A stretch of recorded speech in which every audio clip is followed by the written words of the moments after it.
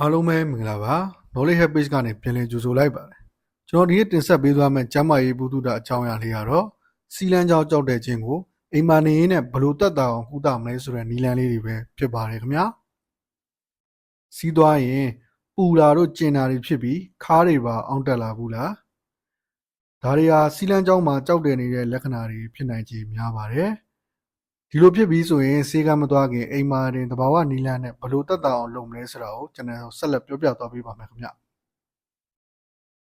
အဓိကအချက်ကတော့ရေတောက်ခြင်းပဲဖြစ်ပါတယ်ဒီနီလန်းကတော့အယိုးရှင်းဆုံးနဲ့အထီရောက်ဆုံးနီလန်းပါ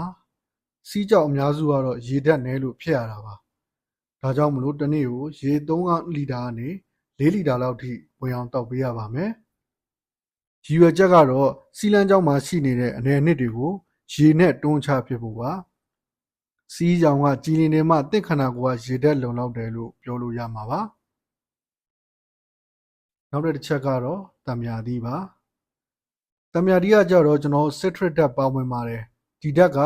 ကယ်ဆီယမ်ကြောက်တွေကိုဖြိုခွဲပေးနိုင်တဲ့အပြင်ကြောက်တွေထပ်မဖြစ်အောင်လဲတားဆီးပေးပါတယ်ခင်ဗျ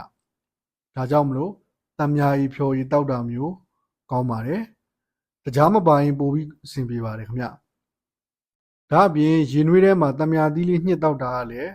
ကောင်းမှုနဲ့နီလန်တစ်ခုဖြစ်ပါတယ်ပန်းသီးရှာလကာရေကိုရေရောတောက်တာကလည်းအလားတူအကျိုးကိုရရှိစေမှာဖြစ်ပါတယ်ရှောင်ကြရမယ့်အရာတွေကတော့ကျွန်တော်တို့အငံကိုလျှော့စားရပါမယ်အငံစားတာများလာပြီဆိုရင်စီးထဲမှာကယ်ဆီယမ်တွေများလာပြီးကြောက်တယ်ဖို့ကိုလွယ်ကူစေပါတယ်နောက်ပြီးတော့အသားဓာတ်တွေအချိုရည်တွေကိုအလွန်အကျွံမစားသုံးသင့်ပါဘူးခင်ဗျာဒါပေမဲ့ကျွန်တော်အနေနဲ့နောက်ဆုံးသတိထားမယ့်တစ်ချက်ကိုပြောပြခြင်းနဲ့အဲ့ဒါကတော့ခါအရမ်းနာလာမယ်ဖြားလာမယ်စီးထဲမှာသွေးပါလာတယ်ဆိုရင်တော့အိမ်တွင်းနည်းနဲ့ကုသလို့မရတော့ပါဘူးနီးစပ်ရာဆရာဝန်နဲ့ပြသဖို့တိုက်တွန်းပြစီခင်ဗျာ